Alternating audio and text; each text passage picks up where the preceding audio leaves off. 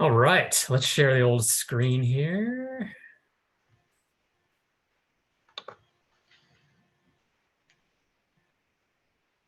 Okay, well, good morning, everyone. Thanks very much for inviting Suzanne and I to come speak with you today on this rainy, dreary morning. Boy, you guys do some fun stuff in Arlington, bocce ball and board games. It makes me want to live there, but I just moved to Alexandria, so probably won't be going there anytime soon. But we're excited to be here. My name is Chris Barbuschak. I'm a librarian archivist here in Fairfax County Public Library's Virginia Room. And Suzanne, if you'd like to introduce yourself. Hi, I'm Suzanne LaPierre, and I'm also a librarian in the Virginia Room and the co-author of our book, which we're going to talk about today, Desegregation in Northern Virginia Libraries, which is published by the History Press. So how did we come to write about a book on this topic? Well, so as we mentioned, we both work in the Virginia Room, and in April 2021, our library director, Jessica Hudson, sent us this email. Earlier that year, a new library board member named Dr. Suzanne Hampton, who is the third vice president and education chair of the Fairfax County chapter of the NAACP, she was appointed to the library board. And at a retreat, she asked the question, were Fairfax County public libraries ever segregated? And if they weren't segregated, how was it possible that the school system was for so many years? So Jessica, our library director, directed this question to the Virginia Room. And Suzanne and I split up the research to investigate what was really going on. The director also asked us to give a presentation on this topic at a later board meeting. And so we went digging. So what we originally started was, I looked specifically at what was going on in Fairfax County, and Suzanne looked at what was going on at Northern Virginia Public Libraries as a whole. So we mined the library records that we have in the Virginia Room, which are like the library board minutes. We have correspondence, we have scrapbooks, we have bookmobile records, all kinds of cool library records that go all the way back to the library's founding in 1939. From that, we made a couple of field trips. I spent my summer at the Library of Virginia, which has a lot of records for all of the public libraries throughout the state, and we were able to drill down and dig deep into those records. We also went on field trips to existing segregated or desegregated libraries. So that's Suzanne in front of the Percival Library, which was segregated at one point in time, and she'll talk about later on the fascinating story of how it was desegregated. And we also reached out to many members of the community. We did we dug and found some old oral histories with old longtime library employees or people that lived in the community that remembered what it was like to grow up in Fairfax County with segregated library services. And then we wrote a report, which wasn't really expected, but it was a 100+ page report, and we presented it in September 2021. And it quickly became apparent to Suzanne and I that nobody had ever really looked at the history of segregated libraries in Northern Virginia. Everybody knows about the schools. Everybody has done research on like the restaurants and other things that were going on during the era of Jim Crow, but nobody had ever looked at libraries, with the exception of Alexandria Public Library, which is a really well-known civil rights case. So it quickly became a labor of love for Suzanne and I. And after we gave this presentation and provided the report to the library board, everyone said, you need to write a book.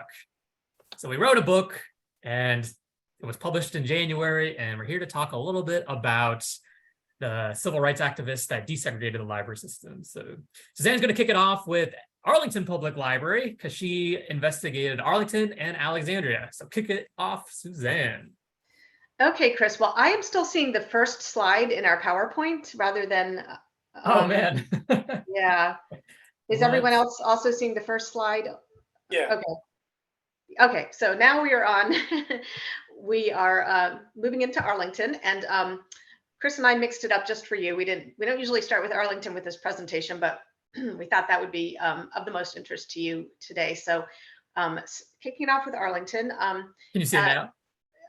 Arlington, like many counties that have a large public library system, the Arlington Public Library started with a few small community libraries in the early part of the century, in the early 1900s, and many of them were started by women's groups.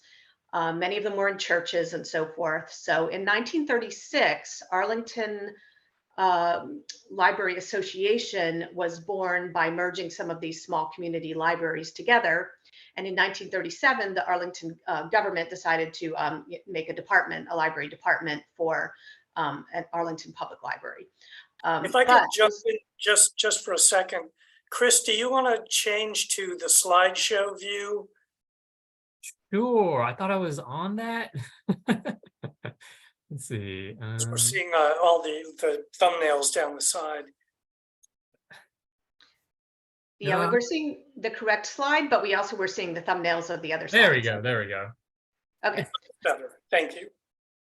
Yep. So so Arlington Public Library started in the late 30s, but the pre-existing libraries had been implicitly or explicitly segregated for whites only. So these services were not available to the Black community. So in 1940, the Black residents of Arlington started the Holmes Library Association. And the document you see here is their charter or their constitution. And it was started by one of the board members that started the organization was the mother of Dr. Charles Drew, the pioneering father of blood banking, who was an Arlington resident, a Black surgeon at Howard. And the organization, as you can see in the charter here, reads that any individual who is interested in the library may become a member by making it known and participating in the work of the association. So they were not necessarily excluding people of other races. And this is something we saw in our research, was that many of the segregated libraries for Black citizens didn't necessarily exclude white residents from using them, but unfortunately the reverse was not true, and many Black citizens were excluded from using public libraries even into the 60s. So next slide, please. So you might wonder why they called it Henry Louis Holmes Library. And it was named after Henry Louis Holmes, who was Arlington's Commissioner of Revenue from 1877 until 1904. He was probably born enslaved, although we don't know that for sure. He had been enslaved. He moved to Freedmen's Village in Arlington after the Civil War, and he became active in Reconstruction era politics. He bought a large amount of land with his partner, William Butler, in 1879. It was later subdivided, and it was known as the Butler Homes Community, and now is known as Penrose. So descendants of Holmes and Butler still live in the Penrose neighborhood. Doesn't really have anything to do with libraries, but he was a prominent Black citizen in Arlington, and thus the Arlington group named the library after him. Next slide, please. So in 1944, Arlington County Public Library joined with the Holmes Library to make the Holmes Library into a branch for Black residents within the Arlington County Public Library system. And this, of course, benefited the Holmes Library Association, which formerly had been operating out of church basements, by giving them a permanent building, which you see on the right there. And it was located in the Carver Homes community, which was built for people who had been displaced when the Pentagon was built. They were moved to this Carver Homes community, and this library was built there in 1944. And you can see the librarian and two of the children inside the library in 1946 there on the left. It was very well utilized by the community. Unfortunately, in 1949, the government decided to repurpose this land, and the library had to be torn down. Arlington Public Library stored the books, hoping that they would eventually be able to find another location for the branch, but that didn't happen. So in 1950, they just quietly integrated all of their libraries in January of 1950. However, we don't have evidence that they proactively welcomed Black citizens to use the formerly segregated libraries. So many Black residents continue to rely on the services of the Hoffman Boston High School, which you see here, which operated for several decades in Arlington, and the Mildred Johnson there was the long-term librarian there. It's her picture from one of the yearbooks. And this is another theme that we go into in the book, is the relationship between school libraries and public libraries. Oftentimes, citizens who didn't have access to public libraries, and especially Black citizens, would use the school libraries if that's what they had access to. However, often the public libraries would supply the school libraries. And in fact, the Arlington Public Library did supply Hoffman Boston with some books. So there was a interesting relationship there, and it was especially critical for Black residents to be able to access books sometimes through their school libraries. So I believe the next slide, we're going into the situation in Alexandria. In the city of Alexandria was one of the most well-known cases of library activism. In 1939, there was a milestone of civil rights activism, but let me backtrack to 1937. In 1937, the city of Alexandria opened the Alexandria Public Library, and it was for white residents only. Well, Mr. Tucker, who you see here, was he was born and raised in Alexandria, and he lived less than 2 blocks from this beautiful new library. So naturally, he would like to use the library, but he had been refused access to it due to his race. He masterminded, in response, a twofold strategy, which involved a lawsuit and a protest that is sometimes referred to as America's first sit-down strike. In 1939, I mean, think about that. They didn't even really have we call them sit-ins now, but they didn't even really have that term then, because this was really before the civil rights era that sort of came to a head in the 60s. So in 1939, Samuel Tucker arranged for these young men to enter the library one at a time, very well dressed and well mannered, and each one entered and asked to open a library account. Each one was denied because of his race, whereupon he took a book off the shelf and sat quietly in the library reading. For this act, this simple act, the police were called and the young men were arrested. So Tucker had arranged for the press to cover these events, and that's why we have this picture here on the right, an actual photo from the event, because he was hoping that this would bring attention to the injustice of denying Black residents use of the library. Unfortunately, it did not lead to the library becoming integrated. Instead, the city of Alexandria hastily built a separate library for Black citizens called the Robinson Library. And I think we have a picture of that in the next slide. Yes, that's the exterior of it on the left with the librarian, Mrs. Carr, I believe. And then, excuse me, in the center is the story time. And you can see the library is very well utilized, but it's very small. It had older books. It was smaller. It was open fewer hours. It was in no way equal to the library that was reserved for white citizens. And Mr. Tucker was incensed about this. This was not what he had in mind at all, but this is what happened. And it wasn't until 20 years later that the Alexandria Public Library integrated in stages between 1959 and 1962. However, today, as you can see on the left there, there's a sign commemorating Mr. Tucker's historic sit-in in front of the branch of the library where the sit-in took place, which still exists on Queen Street in Alexandria. So it's interesting to contrast, I think, the situation in Arlington and the situation in Alexandria. Arlington was public library. It was integrated in 1950. Alexandria, not really until a decade later. Why is that the case? Well, the presence of segregated facilities made it easier for the locality to say that they were in compliance with the 1946 law of the state of Virginia, which states that a library receiving state funding must be serving all residents. Well, by having a segregated library, they could say they were providing some library services to all residents, and they could avoid full integration. So many areas, in many cases, having segregated facilities actually delayed the full integration from occurring.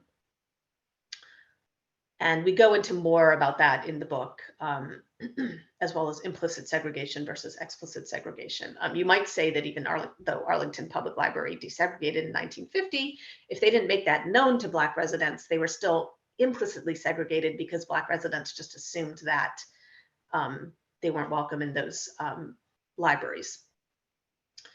So let's see, I think we're going back to Chris in the next slide, and he's going to tell us what the history of basketball has to do with the history of library integration. This is Edwin Bancroft Henderson. He is one fascinating and inspiring guy. And if you've never heard of him, we could literally spend the whole presentation just talking about his accomplishments. Henderson spent a lifetime championing equal rights in the Washington metropolitan region. He was born in DC in 1883, and in the fall of 1904, he became the first certified Black male instructor of physical education employed in this country after accepting a job with the DC public school system, and he went on to have a 50-year career there. Beginning in the summer of 1904, Henderson studied physical education at Harvard University's Summer School of Physical Training. And that's him there in the middle.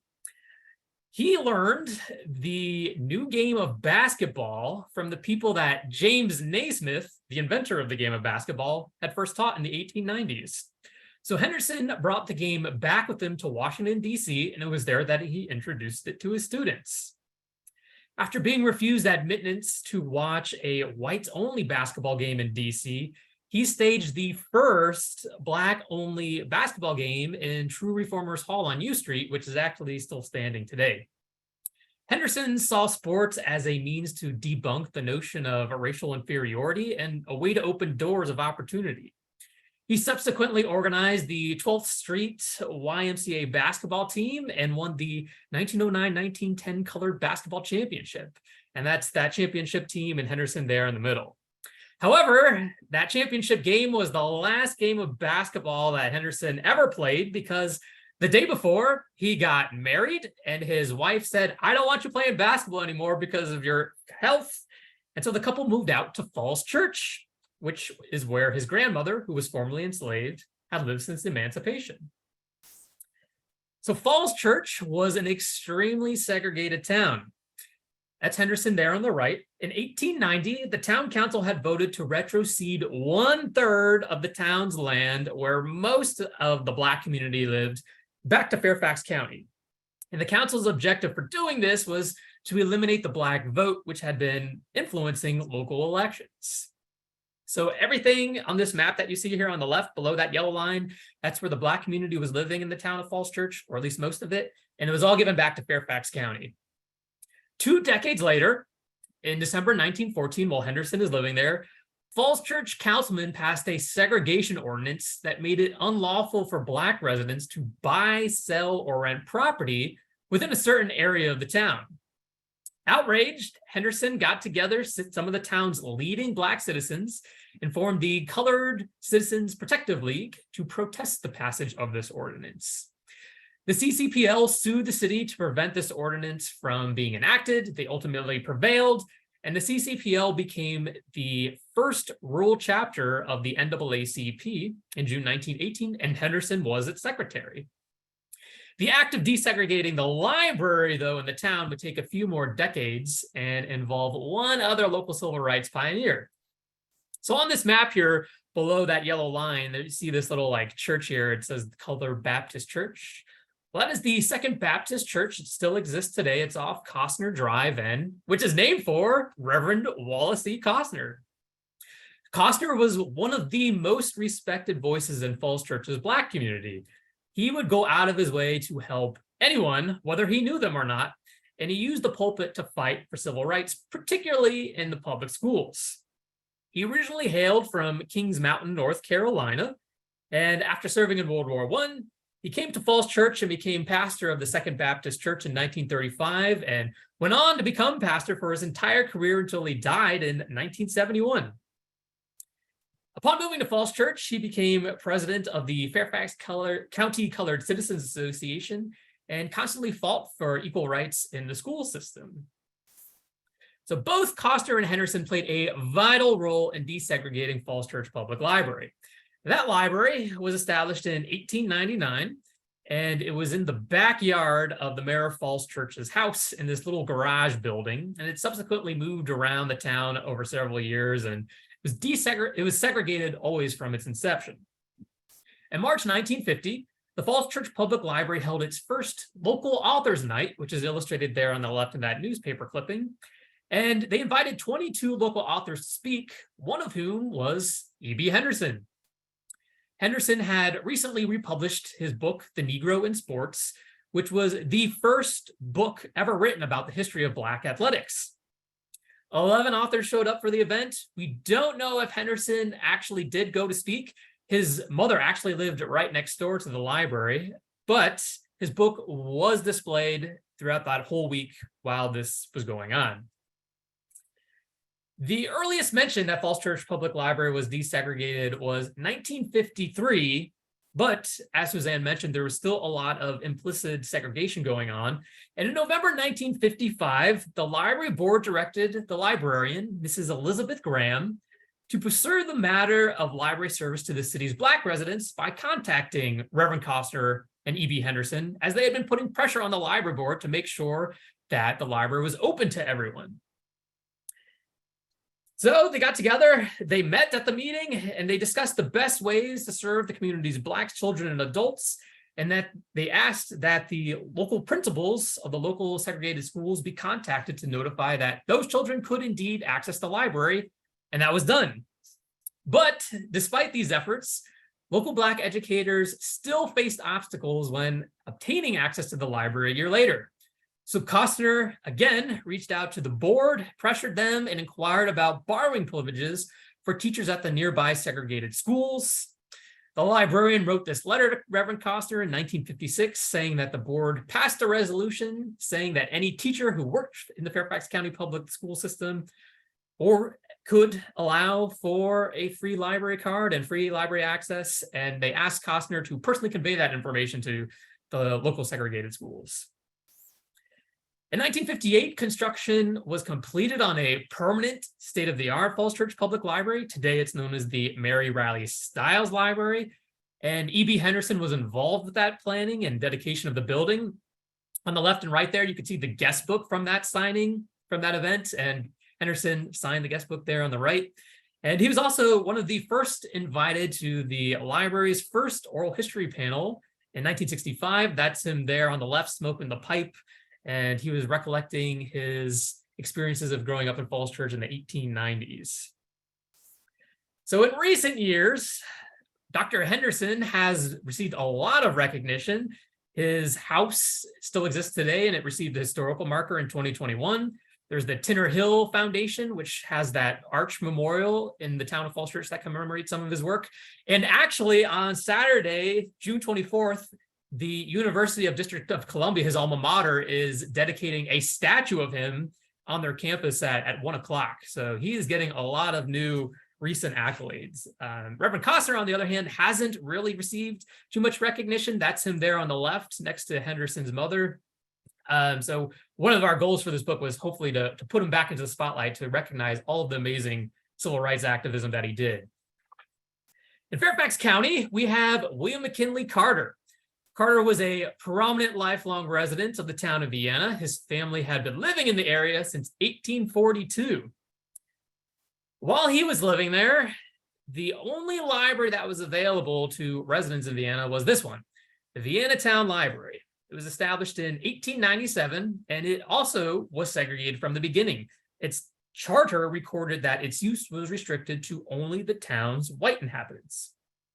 In 1957, Carter retired from the IRS, and it was around this time that a shocking incident occurred between his children and the town library. A white woman, unaware of the library's segregationist policies, allowed Carter's children to check out books. They were able to take them home with them. And once the library board found out that the children had the books, they went to Carter's house and demanded them back. Wendell Carter, one of those children, later recalled, quote, "Once the board of trustees found out we had the books, they came and took them back. That kind of perturbed my dad and some of his friends," end quote. So in 1958, disgruntled citizens met in William Carter's living room and formally established the Friends of the Library of Vienna, Virginia. A biracial organization, Carter was elected the Friends treasurer, and the Friends attempted to work with the existing Vienna Town Library, but it quickly became apparent that they did not want to desegregate. So when it became apparent that they weren't going to change their ways, they worked with Fairfax County Public Library, which is already desegregated at this point, and courted them to open a branch in the town of Vienna. So after a tremendous amount of enthusiastic support from the Vienna community, The Patrick Henry Library branch, which still exists today, opened in a shopping center storefront in 1962 of April. And that is the Friends there signing the lease in front of the shopping center, and Carter is there in the background. The Friends later dedicated a special bookshelf at the Patrick Henry Library in honor of William Carter and his wife Lillian, and this is a picture of that ceremony in 1968. Eventually, though, the library did move out of that storefront and the Carter shelf did go away, but a lot of those books got transferred to the Virginia Room. This is one that we have. This is a book plate that commemorates Mr. and Mrs. William McKinley Carter in it, and it's in our collection today. The Patrick Henry Library opened in 1971. That's Carter there in the middle there at the dedication. He died in 1977 at age 81, but a portrait of him and his wife Lillian hangs in the library's meeting room today. Back to Suzanne to finish up with Loudoun County. Yes, there's one more example we wanted to tell you about today, more in the book, but the Murrays of Loudoun County, they lived in Percival.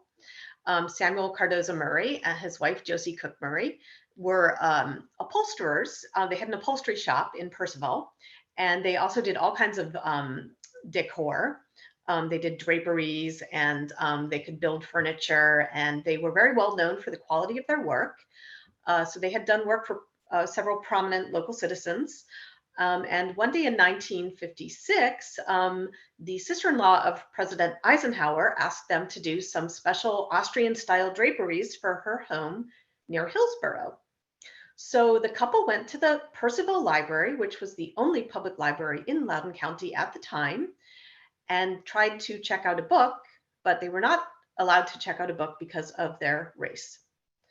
So they decided to take legal action. Mr. Murray said that he paid taxes, and if he didn't pay his taxes, they would sell his house. So he thought he should have the use of a book from the library, which was paid for by his taxes. And as I previously mentioned, the Virginia state law stated as early as 1946 that libraries receiving state aid must be serving all residents. The Percival Library had no services for people of color, not a bookmobile stop, nor could they use the library. So they were not in compliance with the law. Should have been an open and shut case. However, many lawyers turned down their case, didn't want to get involved in a civil rights case. Finally, Mr. Oliver Stone of Alexandria agreed to take on the case and to approach the library board with the fact that they were not in compliance with the law. The library board had to concede that, indeed their funding was at stake, and so they agreed to desegregate the library they voted to desegregate the library in March of 1957. However, the segregationists of Loudoun County refused to let this happen without a fight. They vowed to close the library or move it to private ownership to prevent the library from being integrated. However, the Library Board of Supervisors did vote to integrate the library in 1957. And so it was the first victory of the civil rights movement in Loudoun County. And in the next slide, I think you'll see the Percival Library is still there, still part of the Loudoun County Public Library system. And the draperies that you see there are in the Eisenhower National Historic Site in Gettysburg.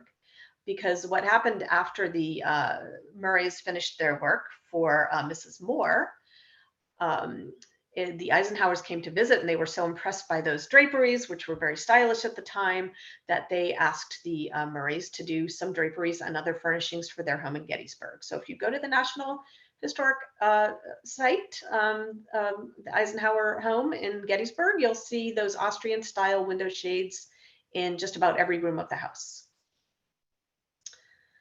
So in conclusion, we have this quote from one of the civil rights activists in Leesburg who worked on integrating the movie theaters. She says, when you know that you're not wanted somewhere, you just don't feel comfortable going in. That's what segregation does. So in the book, you'll see that even some books that were legally required to desegregate did not make themselves welcoming to Black residents. An extreme example in Danville, when the Danville Public Library was compelled to desegregate in 1960, they removed all the furniture so that Black citizens couldn't come in and sit at the same tables as white citizens. Again, that goes back to the implicit versus explicit segregation issue.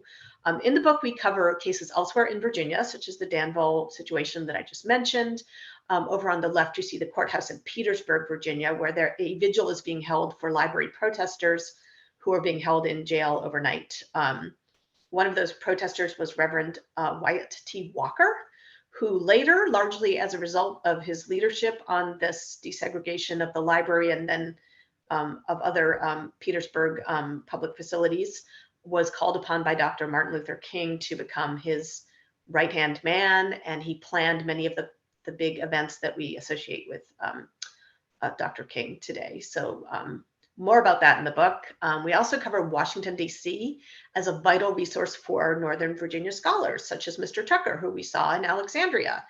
Mr. Tucker he was born in Alexandria. He was a gifted student, but he could not get his education in Northern Virginia. He had to go to Washington, D.C., where there were high schools for Black students. He attended Howard. That's where he got his degree, and he used the DC public libraries and the Howard Library and the Library of Congress to study for his law exams, and passed the bar exam at the age of, it was like 21 or 20 or 21 or something like that, and went on to study law and pursue many civil rights cases and speak before the Supreme Court on school integration.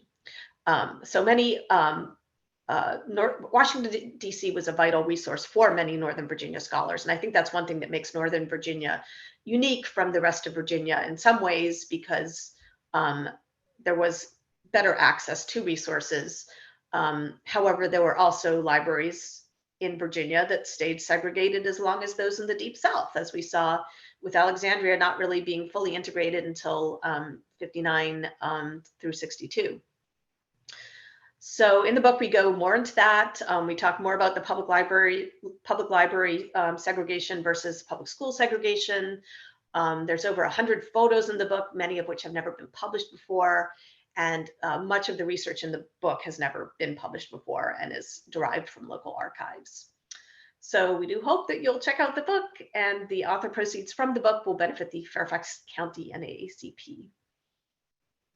Now I hope we can move on to any questions. I see there was questions popping up in the chat, which I hope we can answer for you.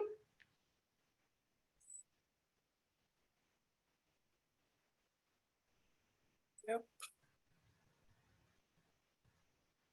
There was a little confusion early on about the Virginia room at the Central Library versus the Center for Local History versus the Virginia room in Fairfax, but I think people sorted that out.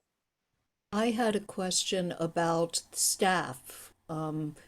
I would imagine that when the libraries first became integrated, they would have said that Black librarians were redundant, and I wondered if this was the case. Because white librarians' jobs, I think, would be more protected. Well, that is an excellent question, but in many cases when the library became integrated, they often folded in the staff from the formerly segregated libraries in many cases. That was the case in Portsmouth, where Bertha Edwards had been running the colored community library in Portsmouth for decades. And when the library integrated in 1960, they moved her into the now integrated larger Portsmouth Public Library.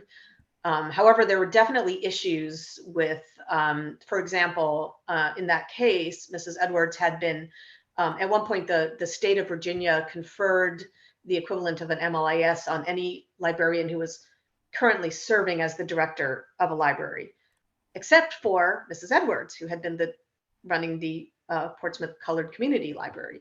So when they did fold her into the Portsmouth Public Library, she was unable to become the director or the assistant director. She was given the title reference librarian, but later directors said that she really should have, become the director because of her level of experience and so forth. But because she had been denied that equivalent of an MLIS that the state conferred on other white librarians at the time, she wasn't able to achieve that title. So And I also, in the book, there's a chapter on Washington, D.C., and the D.C. Public Library is an interesting example of that, because Howard University actually had a library science program as early as 1912, and they were turning out Black librarians who, as you might expect, probably mostly went to work in segregated libraries. However, the DC Public Library, which had been integrated from its very beginning, didn't have a colored librarian on staff until the 40s. Ooh. And there were some activists who, in the NAACP, DC NAACP, who wrote to DC Public and said, why don't you have any Black librarians? And they were told, the director at the time of the DC Public said, oh, we have Black people on the custodial staff. So, but at the time, I guess the DC NAACP had more pressing issues to deal with, so they didn't really pursue it. But more about that in the book. But yeah, it's a whole interesting topic. There were many Black librarians who were really heroic in keeping these segregated facilities, open and operating and serving the community for decades during segregation. And yeah, do you have anything to add to that, Chris? The only thing to say, here in Fairfax County, Fairfax County Public Library desegregated in 1954. And it wasn't until, I think it was 61 or 62, when they first hired a Black library page and library aide. So almost a decade. We were able to identify the first Black employee for FCPL, and her name was Dora Lee Johnson. And she started as early as 57 on the custodial staff, but then she moved on up to becoming mending the books. And we do have a photo of her that we found. But yeah, there was a lot of time that passed, and we found an oral history with the director of the Fairfax County Library system that presided over when the library was desegregated, and she had said that it was difficult to find Black librarians when they were searching for them. So I don't know if that's true or not, but those were her words. Okay, and I wanted to add that there is a link in the chat if you want to order the book. And also Cheryl posted some programming that she's done about a local family that was very influential. And maybe, I don't know, Cheryl, did you want to say anything about that? Yeah, I was just going to actually mention in the chat, I had written about the Black Heritage Museum of Arlington. I don't know if either of you are familiar with that, but on one of the Aging Matters TV shows, which I produced during February, Black History Month, I interviewed a man named Craig Syphax.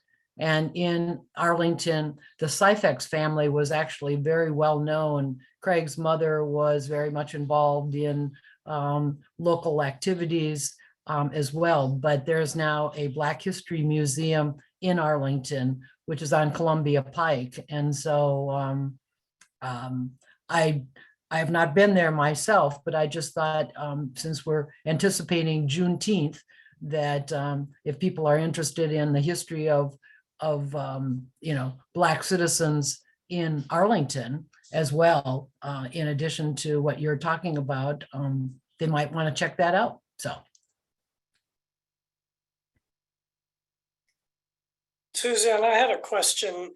You talked about how when the Arlington libraries were integrated, they did it very quietly so that Black residents were not even aware that had happened. Was there ever subsequently a broader announcement aimed at making sure everybody knew that the libraries were integrated?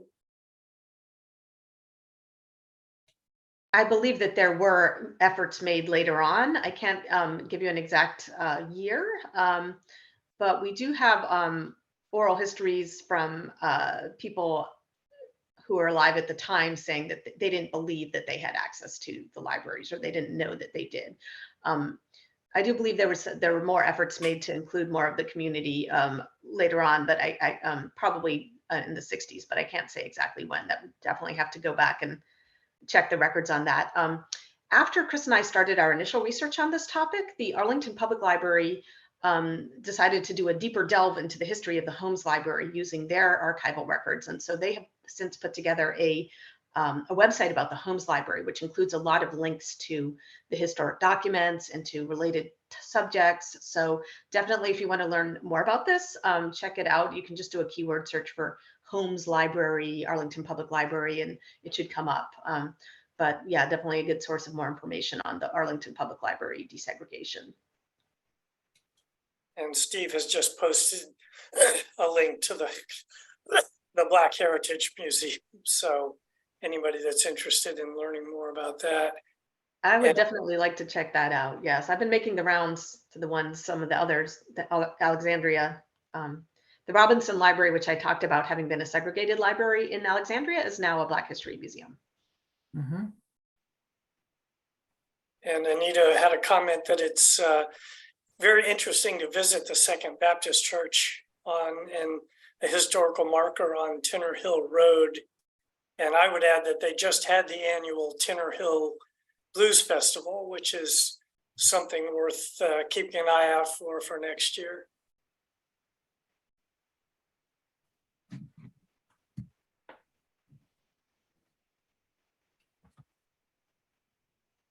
Okay. Well, Gary, I think we should probably conclude and maybe stop recording at this point and thank our speakers. Liz Milner is our volunteer who found Suzanne and Chris.